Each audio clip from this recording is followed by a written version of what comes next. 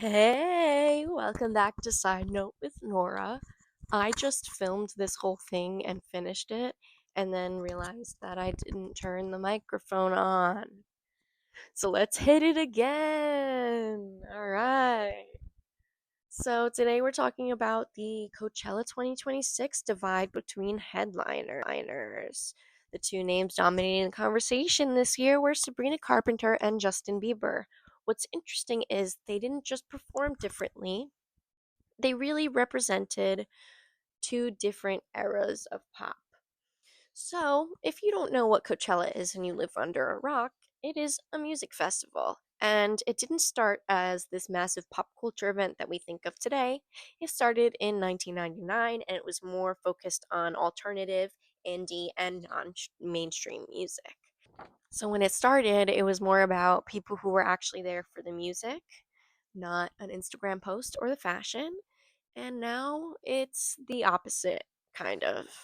Over time, it evolved into this huge cultural moment where fashion, influencers, celebrity appearances, and viral performances are just as important as the lineup itself. And I think that's why the whole Bieber versus Sabrina conversation matters so much, because Coachella isn't just a festival anymore, it's a stage for what pop culture looks like right now. It used to be about the music, and now it's about the outfit and the music and what you posted on TikTok or Instagram for everyone to see. So, anyway, let's get into it. So, first I'm going to play a clip from her performance so you can just see what it looked like.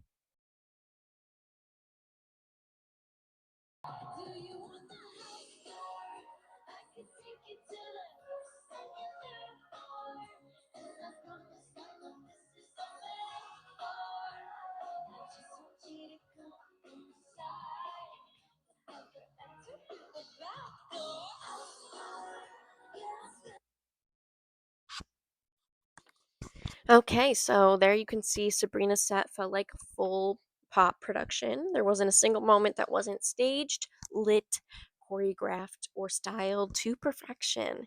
And it wasn't just a concert, it was like a music video happening in real time. It was like watching a Broadway show, a live theatrical performance.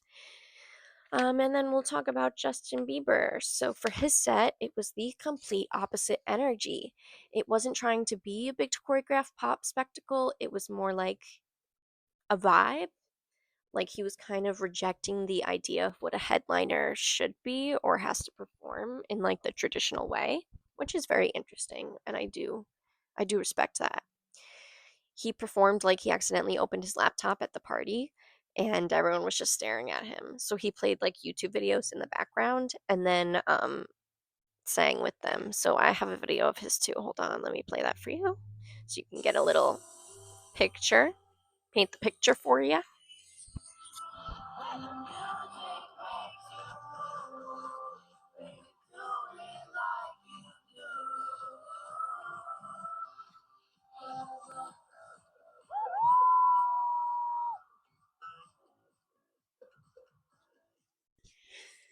Yeah, so here you can see that he was playing on his laptop and he danced around a little bit, but it wasn't anything like Sabrina's performances.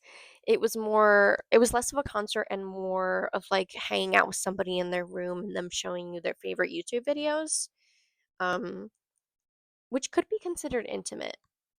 So I think some people liked that. And he also sang a lot of songs that he hasn't sang in like 15 years, and people were really happy about that. Um, but let's compare the two. What's funny is that neither of these is wrong. There's no wrong way, right?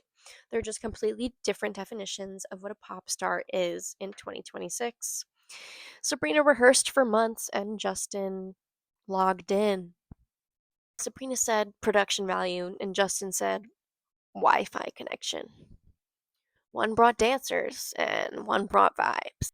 And it's just like, could you imagine if you watched the Super Bowl halftime show and it was someone sitting with their laptop?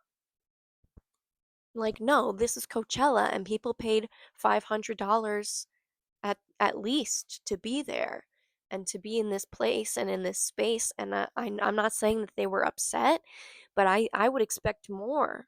I would expect that performance, right? It doesn't have to be on the same scale as Sabrina's, but it would be nice, if he maybe stood up for more of it. I don't know. Um, that takes us into the double standard of it all. Women perform and men just show up. I do think this part of the comparison hits hard and it taps into something completely bigger. So it's not just about the sides of pop, it's more about gender and all of that. So Sabrina goes out there and delivers the full scale production with choreography, costumes, staging, the whole shebang, because that's what's expected of her. And then you have Justin Bieber who can kind of just exist on the stage, be minimal, be low effort, and people call it artistic and raw and intentional. And I'm not saying it wasn't any of those things. It could have been all those things. Um, but historically, women in pop don't really get praised for doing less. They get criticized for it. Okay? And imagine if Sabrina went and did that with her set. People would be like, is she good? Is she sick? Does she need, like she needed to sit down? Is she okay? Um, and I don't expect Justin Bieber to come out with the same choreography that he had, when he was a teenager. But it's almost like it just feels like he didn't want to put those things into it. And she put in hours. She and everyone on her team put in hours of perfecting that. And that just like that creates something different as a performer, as a performance, as an audience member, as any part of it. They have to prove themselves constantly, visually, vocally, performance-wise, in a way that men just don't and almost never do. Like Sabrina gave us a full production and Justin gave us some personality and somehow they're both headliner behavior. Like I don't know how I feel. I'm not biased one way or the other. Like, I don't have a preference for either of these artists, but just in my life experience as a performer, that is where my bias comes from. And, like, you want to put your best foot forward for something like this. You want to work on a production. Like I said, like, do you want to watch the Super Bowl halftime show and it's them sitting there? Like, no one wants to watch that. And maybe you do. And that's because you care about the music and you care about your artists more than the performance. But at the same time, these people are performers and, you know, there is an expectation there and when money is involved, it gets complicated.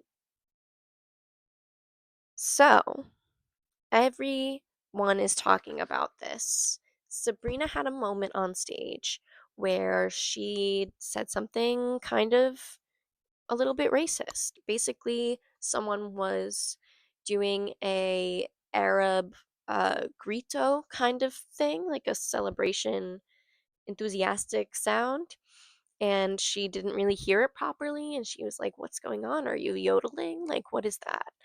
Um, and people are saying that she's racist. She did apologize, and she just said that she didn't realize what was happening, and call me crazy, but I believe her. I believe women. No, but I do believe her because you're on stage, you got monitors in your ears, your band is playing, there's a million people, a sea of people out as far as the eye can see. You can't really see anyone directly.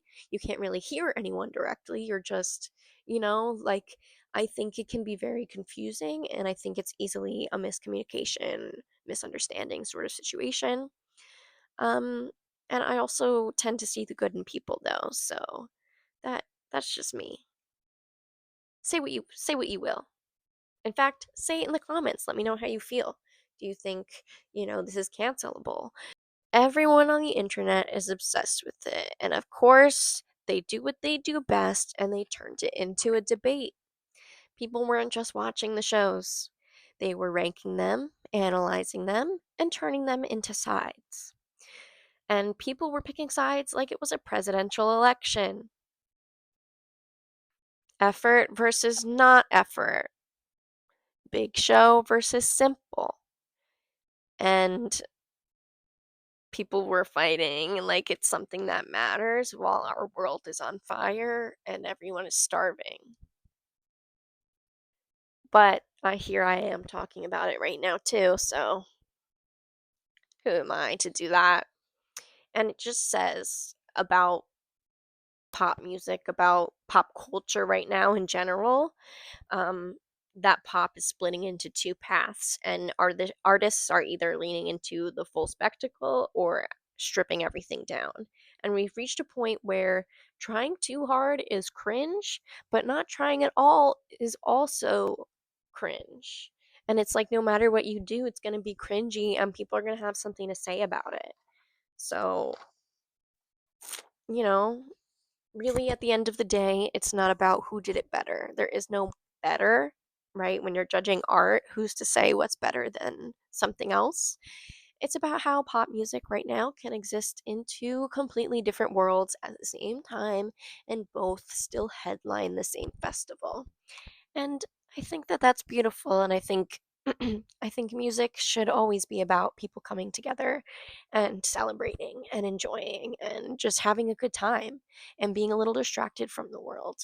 And I hope that, if you stayed through to watch this, that I distracted you from the world for a little bit. Let me know what you guys think. I personally think that everyone who's rich and famous is probably an a hole. No offense, no offense. Like, it's the privilege, you know what I mean? And I think that none of them are close to perfect people. And I also don't really care about the online discourse about it. Like, people are dying in ICE custody, and you're worried about Justin Bieber not having backup dancers. Like, it's silly, you know? So, yeah, let me know what you think. Drop a comment, especially if you've been watching. So, if you've seen my other videos and you have enjoyed them, please drop a little comment, say hi, so I can just see who's around and who's consistent, who's been like actually it helps me to motivate me to make more. So, please and thank you. And I hope that you all are having a beautiful day or evening or whatever time it is where you're at. I hope you're taking care of yourself. And yeah, be well. You are loved. And I will see you next time. So, ciao. Bye.